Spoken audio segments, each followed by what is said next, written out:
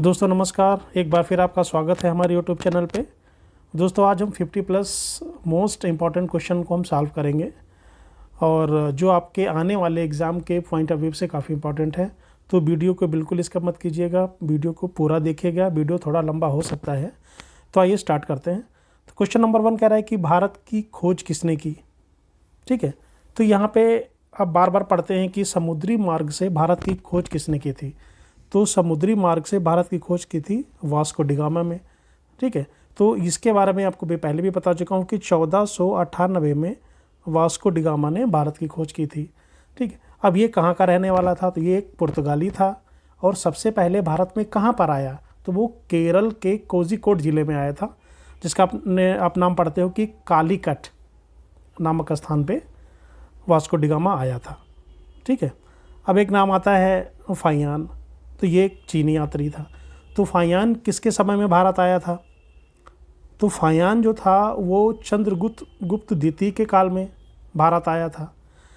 और अगर फाहियान का नाम आया है तो ह्वेनसांग भी आया था। तो ह्वेनसांग किसके काल में आया था, तो वो हर्षवर्धन के काल में भारत आया था। तो ह्वेनसांग जो आया था वो हर्षवर्धन के काल में भारत आया था। उसके बाद यहाँ पे एक नाम आ गया फिर अलबर्नी। ठीक है, तो ये भी पूछा जाता है कि ये किसके काल में आया था। ठीक है, यह किसके साथ आया था, तो ये गजनी के साथ आया था भारत। ठीक है, ये गजनी के साथ भारत आया था। अभी एक नाम आ गया आपका इब्न बतूता। ठीक है, तो ये पहले चीज़ ये है, ये मोरक्को का निवासी था। ठीक है, और ये 1304 में मोहम्मद बिन तुगलक के काल में भारत आया था। ठीक है, ये जो मोरक्को है वो अफ्रीका में पड़ता है।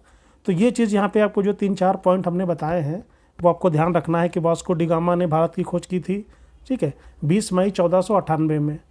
उसके बाद ये कहाँ पे आया था, वो केरल में आया था, केरल के कोझिकोड ज़िले में आया था, कालीकट नामक स्थान पे आया था। वहाँ के राजा जमोरिन ने इसका स्वागत किया था। फिर बात आ गई फाहियान की, तो फाहियान चंद्रगुप्त द्वितीय के काल में आया था। ठीक है, उसके बाद अलवर्नी का जब नाम आ गया तो महमूद गजनवी, और इब्न बतूता जो था वो मोरक्को निवासी था, वो जो अफ्रीका में पड़ता है, वो मोहम्मद बिन तुगलक के काल में आया था। और ह्वेनसांग का तो आपने बता ही दिया, हर्षवर्धन के काल में भारत आया था। अगला क्वेश्चन है कि भारत की मानक समय रेखा कौन सी है। ठीक है, तो यहाँ पे जो भी ऑप्शन है अगर हम डी को छोड़ दें तो 82.5 डिग्री सभी में आ रहा है। तो इसका जो आंसर होगा वो 82.5 डिग्री पूर्वी देशांतर। ठीक है, तो जो यूपी के मिर्ज़ापुर ज़िले से में पड़ती है, जो वहाँ से गुजरती है, तो ये एक भारत की एक मानक समय रेखा है जो भारत को लगभग दो बराबर भागों में डिवाइड करती है। ठीक है, तो इससे रिलेटेड क्वेश्चन एग्ज़ाम में आ जाते हैं। ठीक है, कभी कभी ये पूछ लेता है कि जो भारत है, ठीक है, तो वो भारत किस गोलार्ध में स्थित है, तो भारत उत्तरी गोलार्ध में स्थित है। उसकी जो स्थिति कभी पूछता है तो क्या होती है, 8 डिग्री 4 मिनट से 37 डिग्री 6 मिनट, और दूसरा होता है कि 68 7 से 97 25।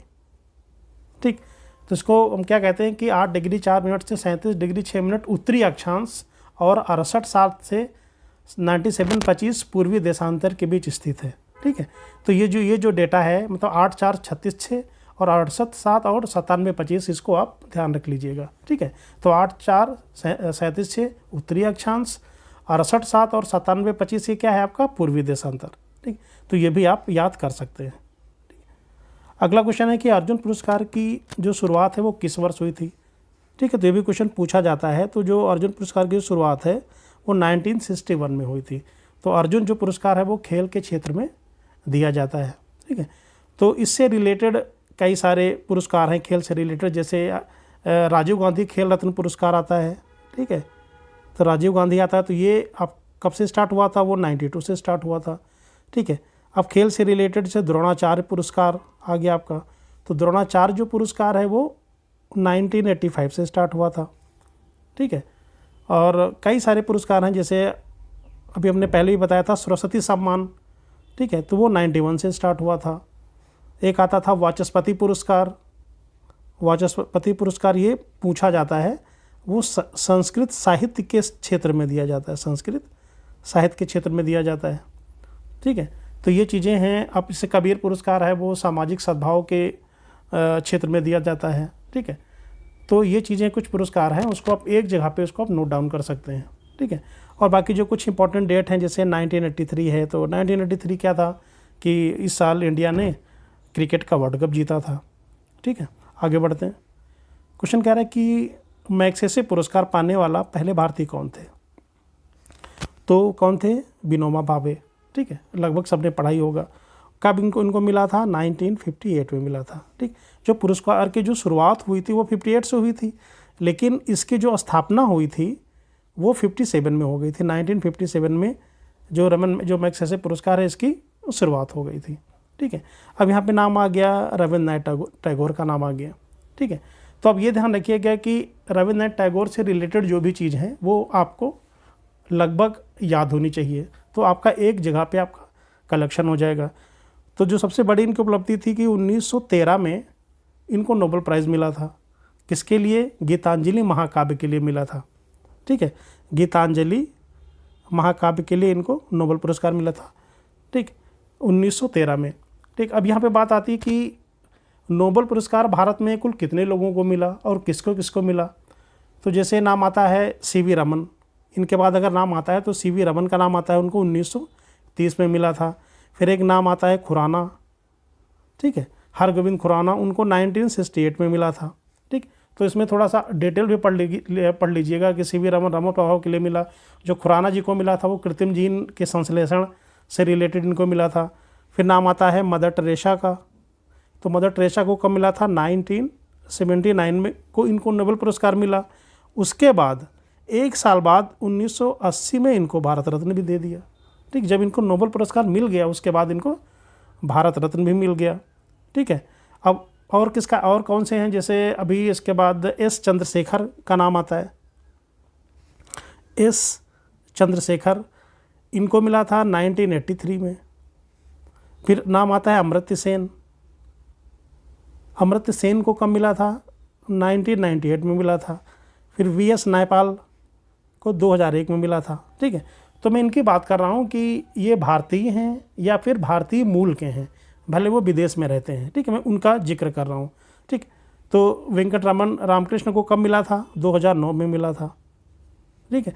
और उसके बाद जो सबसे लास्ट में किसको मिला था? कैलाश सत्यार्थी को मिला था, कैलाश सत्यार्थी को मिला था 2014 में, ठीक है। मलाला यूसुफजई के साथ इनको मिला था 2014 में।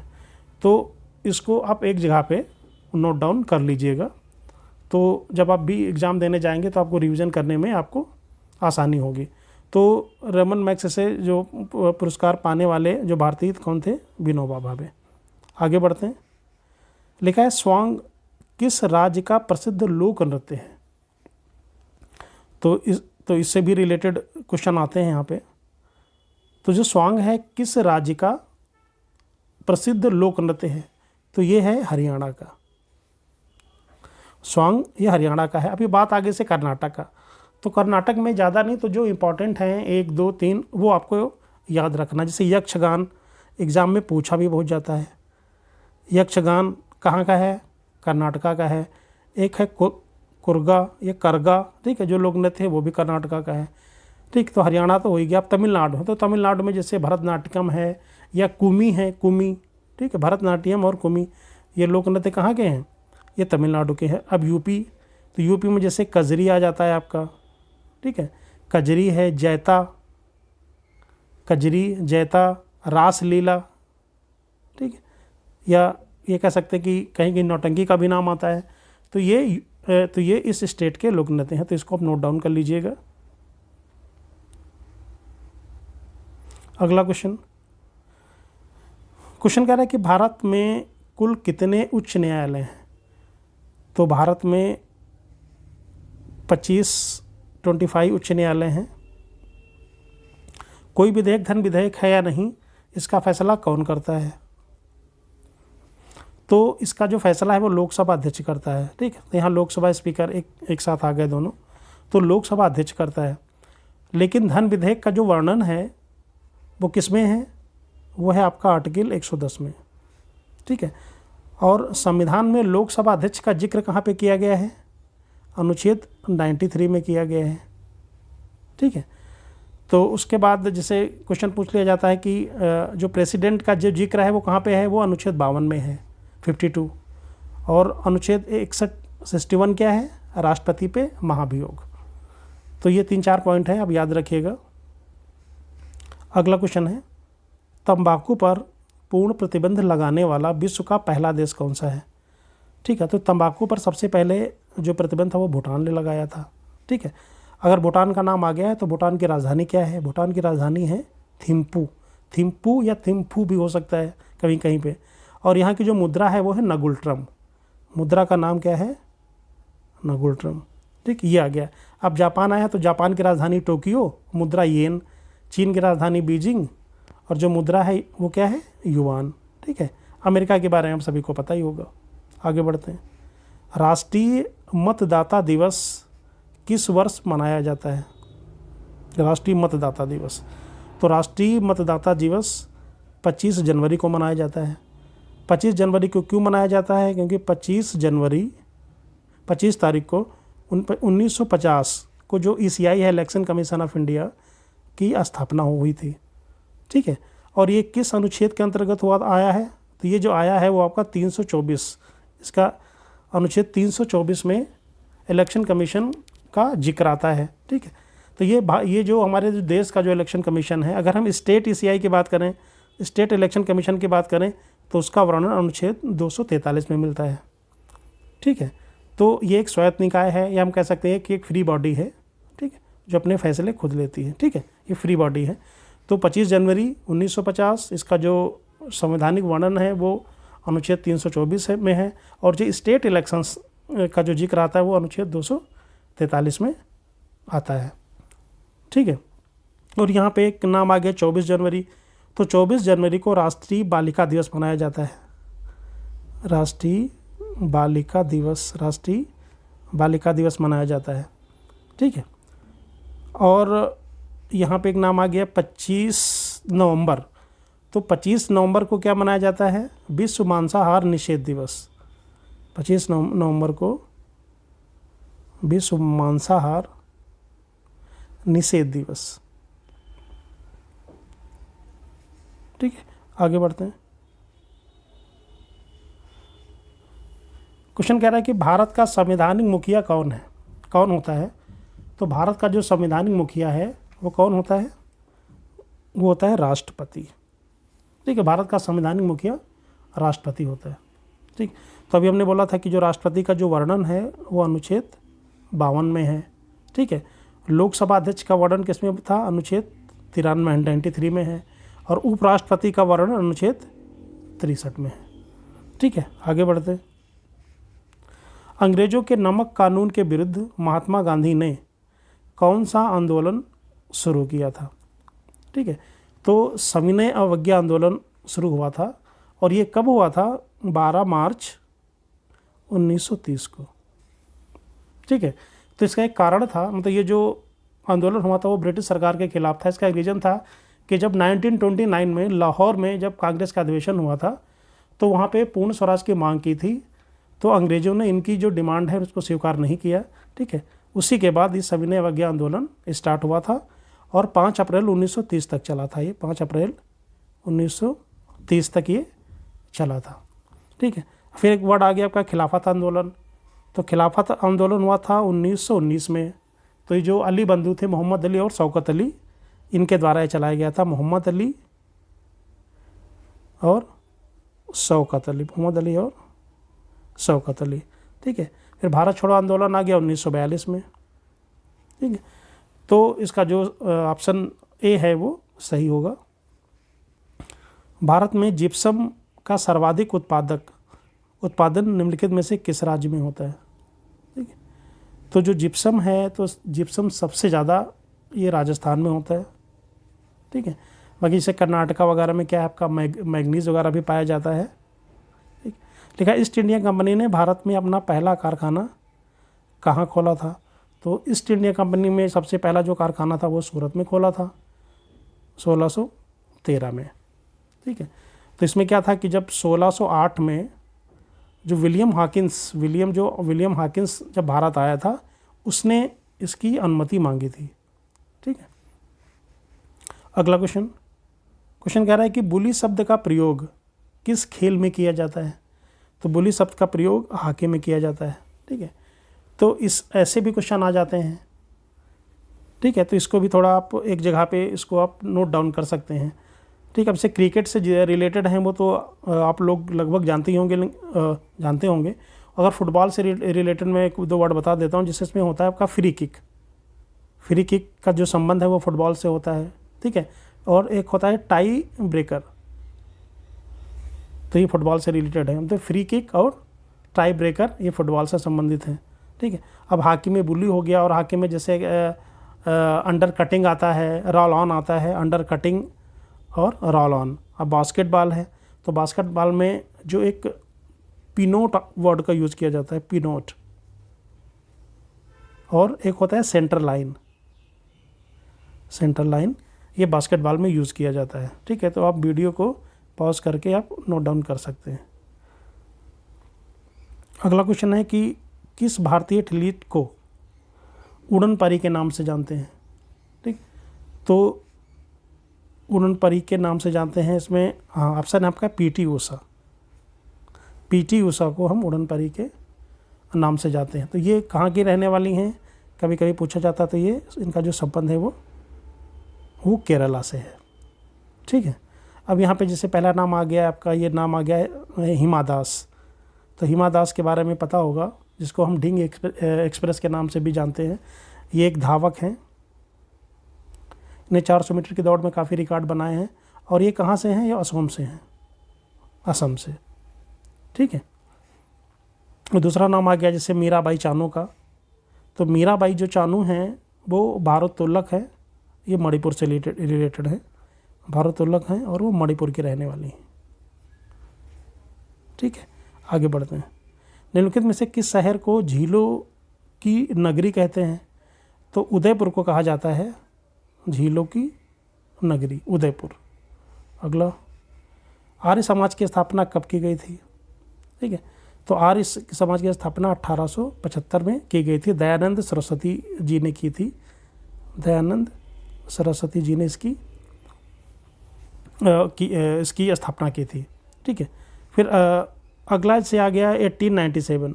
ठीक है, तो जैसे जहाँ से ये रिलेट होता है, जैसे अब ये अगर आपकी कोई डेट मिल रही है, जैसे यहाँ पे हम अधिवेशन की बात करें, तो जैसे कांग्रेस का अधिवेशन हुआ था 1897 में, अमरावती में हुआ था। ठीक है, और इसकी अध्यक्षता किसने की थी? सी शंकर नायर ने। ठीक, तो सी शंकर नायर ने जो अमरावती में कांग्रेस का अधिवेशन हुआ था उसकी अध्यक्षता की थी। ठीक, अब आ गया 1901 से नोबेल पुरस्कार स्टार्ट हुआ था आपका। ठीक है, नोबेल पुरस्कार की शुरुआत की गई थी। ठीक, अर्थशास्त्र को छोड़ के नोबेल पुरस्कार की शुरुआत की गई थी। ठीक है, नोबेल पुरस्कार अगर नाम आ गया, तो जैसे अभी हम बात करें ऑस्कर पुरस्कार की शुरुआत कब से की गई थी? तो ऑस्कर पुरस्कार की शुरुआत 1929 से की गई थी। ठीक है, तो इसको अगर आप सुनते भी चलेंगे ना, तो ये आपके दिमाग में पूरी तरह से बैठ जाएगा। ठीक है, आगे बढ़ते हैं।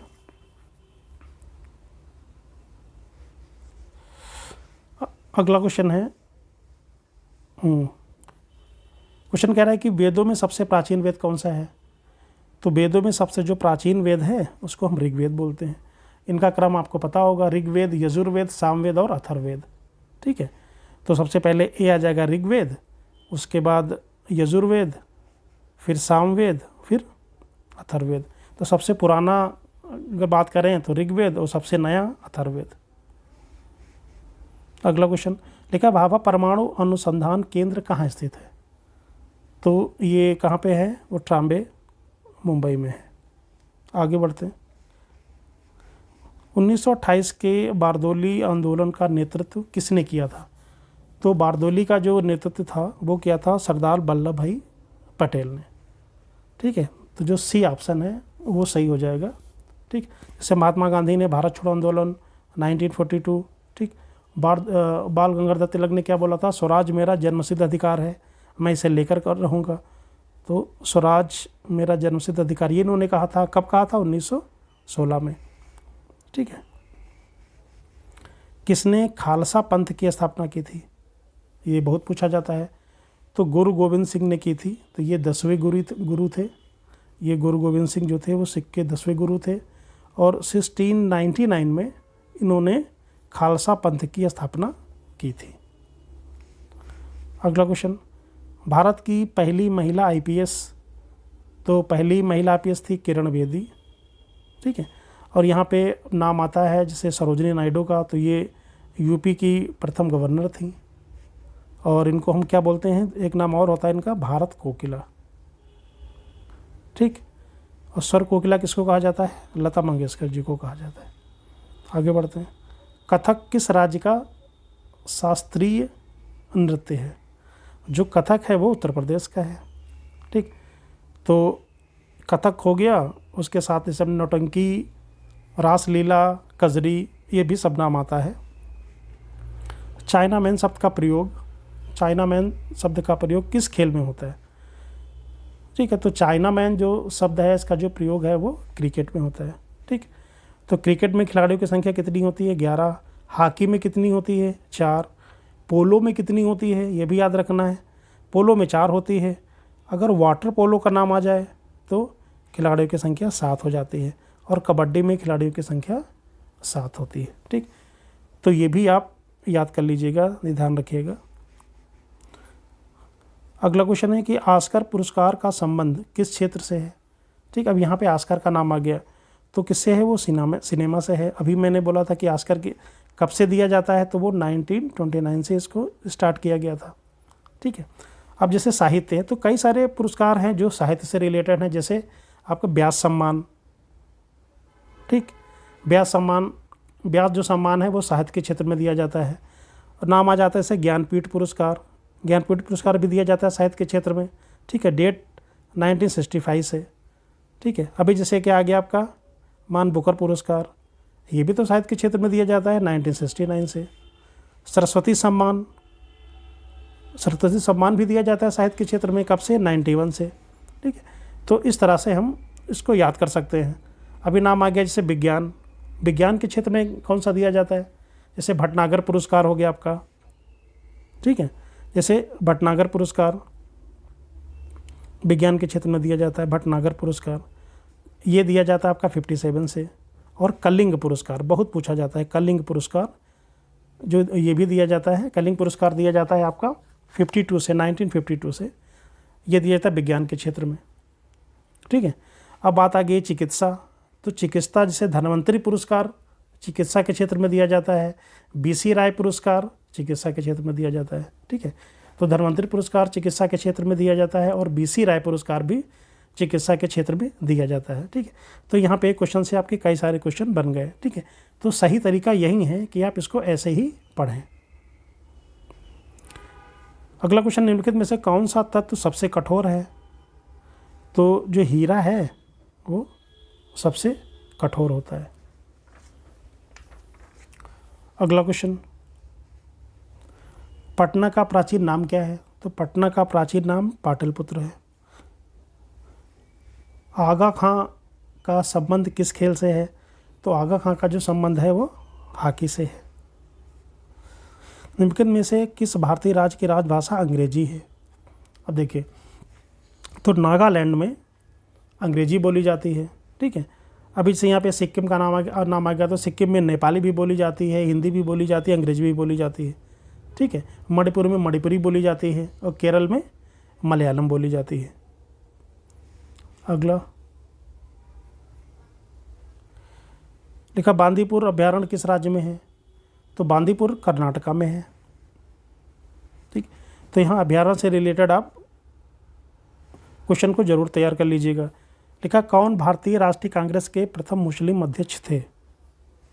ठीक है, कौन भारतीय राष्ट्रीय कांग्रेस के प्रथम मुस्लिम अध्यक्ष थे? तो वो थे बदरुद्दीन तैयब जी थे पहले मुस्लिम अध्यक्ष। अब ये कब बने थे? तो ये बने थे 1887 में, 85, 86, 87 इनका 30वां ये कांग्रेस का अधिवेशन था, ठीक है।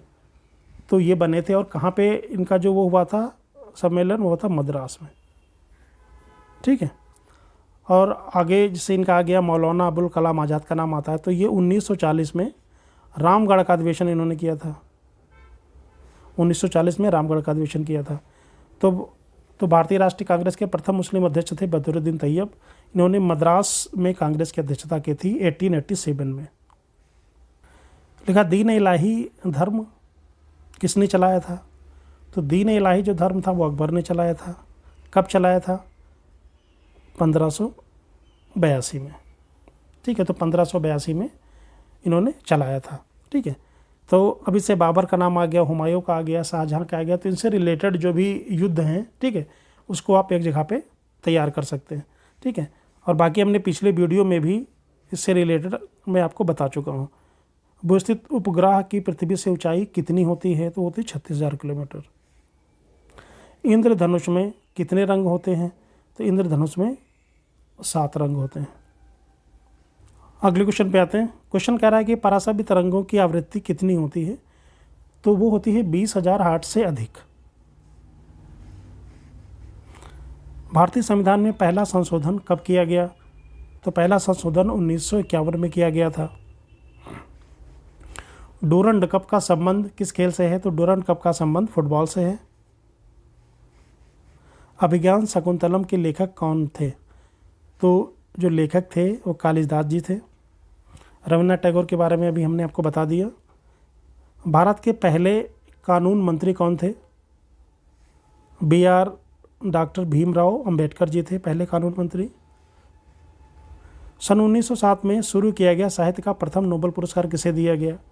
ठीक है, अब देखिए अभी इसके बारे में। तो जो सबसे पहले दिया गया था वो दिया गया था रुडयार्ड किपलिंग को दिया गया था सबसे पहले। जब 1907 से शुरू किया, जो साहित्य का जो पहला नोबेल पुरस्कार था वो रुडयार्ड किपलिंग को दिया गया था। रविन्द्रनाथ टैगोर के बारे में आपको पहले मैं बता चुका हूँ कि 1913 में दिया गया था। मदर टेरेसा को 1979 में नोबेल दिया गया और 1980 को इनको भारत रत्न दिया गया। ख्वाजा मोइनुद्दीन चिश्ती की दरगाह कहाँ है? तो वो है अजमेर में। अगला क्वेश्चन है कि सलारगंज म्यूजियम किस शहर में स्थित है? सलारगंज म्यूजियम किस शहर में स्थित है? तो वो हैदराबाद में स्थित है। अगला क्वेश्चन पे आते हैं। क्वेश्चन कह रहा है कि सम्राट अशोक ने किस युद्ध के बाद बौद्ध धर्म अपना लिया था? तो कलिंग युद्ध के बाद इन्होंने बौद्ध धर्म को अपना लिया था और कलिंग युद्ध 261 ईसा पूर्व में हुआ था। अब अगला ऑप्शन है कि हल्दीघाटी का युद्ध कब हुआ था? तो 1576 में हुआ था। ठीक है, और फिर आ गया चौसा का युद्ध। तो चौसा का युद्ध कब हुआ था? तो 1539 में हुआ था। ठीक, तो ये चीज़ आपको याद रखनी है। तो जितने भी युद्ध हुए हैं, ठीक है, उसको आप एक जगह पे आप नोट डाउन कर सकते हैं। ठीक है, अगर बाबर से हम बात करें, जैसे बाबर ने बहुत सारे युद्ध लड़े, ठीक है, तो अगर हम बाबर की बात करते हैं, बाबर से रिलेटेड अगर हम बात करते हैं, एक बार आपके नोट डाउन कर लीजिएगा। तो पहला जैसे पानीपत का जो युद्ध हुआ था तो वो हुआ था अप्रैल 1526 में। ठीक है, और बाबर ने जैसे खानवा का युद्ध लड़ा, ठीक है, तो खानवा का युद्ध हुआ था 1527 में। जो खानवा का युद्ध था वो हुआ था 1527 में। फिर एक युद्ध हुआ था चंदेरी का युद्ध। मैं बाबर के बारे में बता रहा हूँ। जो चंदेरी का युद्ध था वो 1528 में हुआ था, मेदिनी राय और बाबर के बीच में हुआ। फिर उसके बाद हुआ था घाघरा का युद्ध, 1529 में हुआ था। घाघरा का युद्ध हुआ था 1529 में। ठीक है, अब घाघरा का युद्ध अगर हम बात करें तो ये हुआ था 1529 में। अफगान और बाबर के बीच में हुआ था ये घाघरा का युद्ध। ठीक है, तो खानवा का युद्ध जो हुआ था वो 1527 में हुआ। ये किसके बीच? राणा संघ और बाबर के बीच हुआ। ठीक है, और यहाँ पे से चौसा का युद्ध हमने बोला था 1539, ये हुमायूं के बीच हुआ। ठीक, अब उसके बाद जैसे हुमायूं से रिलेटेड भी कई सारे युद्ध थे। जैसे हुमायूं ने लड़ा था एक देवरा का युद्ध। तो जो देवरा का युद्ध था वो 1531 में हुआ था, 1531 में हुआ। फिर एक हुआ था बेलग्राम का युद्ध, ये पढ़ाई होगा सभी ने, तो वो हुआ था 1540 में। ठीक, फिर एक युद्ध हुआ था सरहिंद का युद्ध। तो सरहिंद का युद्ध हुआ था 1555 में। ठीक है, तो हुमायूं ने जैसे कौन सा युद्ध लड़ा? देवरा का युद्ध 1531, बेलग्राम का युद्ध 1540 और सरहिंद का युद्ध हुआ था 1555 में। ठीक है, तो ये चीज़ आप नोट डाउन कर लीजिएगा। दुनिया की सबसे लंबी नदी कौन सी है? तो दुनिया की जो सबसे लंबी नदी है वह है नील नदी। ठीक, एक क्वेश्चन आता है कि आसवान बांध किस नदी पर है? जो आसवान डैम है वो नील नदी पर बनाया गया है। ठीक है, और नील नदी का भी पूछ लिया जाता है कि जो नील नदी का जो उद्गम है वो कहाँ से है, तो ये जो है वो विक्टोरिया झील से निकलती है। विक्टोरिया झील से नील नदी निकलती है। विक्टोरिया झील से नील नदी निकलती है, ठीक है। और गिरती कहाँ पे है ये गिरती है भूमध्य सागर में, भूमध्य सागर में गिरती है, ठीक है। तो ये चीज़ आप थोड़ा ध्यान रखिएगा। जो मिसिसिपी नदी है वो अमेरिका की है, ठीक। अगला क्वेश्चन है कि कौन सा खनिज हृदय की धड़कन को नियंत्रित करता है, तो पोटेशियम है जो हृदय की धड़कन को नियंत्रित करता है। पोटेशियम को हम के से लिखते हैं, जस्ता को जेडन से लिखते हैं, तांबा को सीयू से लिखते हैं, एल्युमिनियम के एल से करते हैं, डिनोट करते हैं। मलेरिया की दवा कुनैन किस पौधे से प्राप्त की जाती है, तो ये सिनकोना से प्राप्त की जाती है, ठीक है। दुनिया में सबसे बड़ा जीवित पक्षी कौन सा है, तो वो है जो सबसे बड़ा है तो उसका नाम आ जाएगा शुतुरमुर्ग, ठीक है। जो हमिंग बर्ड है वो सबसे छोटा पक्षी है, सबसे छोटा पक्षी है ये। फिर अगला क्वेश्चन है मनुष्य ने सबसे पहले किस जंतु को पालतू बनाया था, तो मनुष्य ने सबसे पहले जो कुत्ता था उसको पालतू बनाया था। किसी अंतरिक्ष यात्री को अंतरिक्ष में आकाश कैसा दिखाई देता है, तो काला दिखाई देता है उसको, जो आकाश वहाँ से उसको काला दिखाई देता है। एटीएम का पूरा नाम क्या है, एटीएम का पूरा नाम क्या है, तो इसका है ऑटोमेटेड टेलर मशीन, ठीक है, ऑटोमेटेड टेलर मशीन। तो थैंक यू दोस्तों, आशा करता हूँ कि वीडियो आपको अच्छा लगा होगा। अगर अच्छा लगा है तो प्लीज़ लाइक शेयर और सब्सक्राइब जरूर करें। Thank you very much.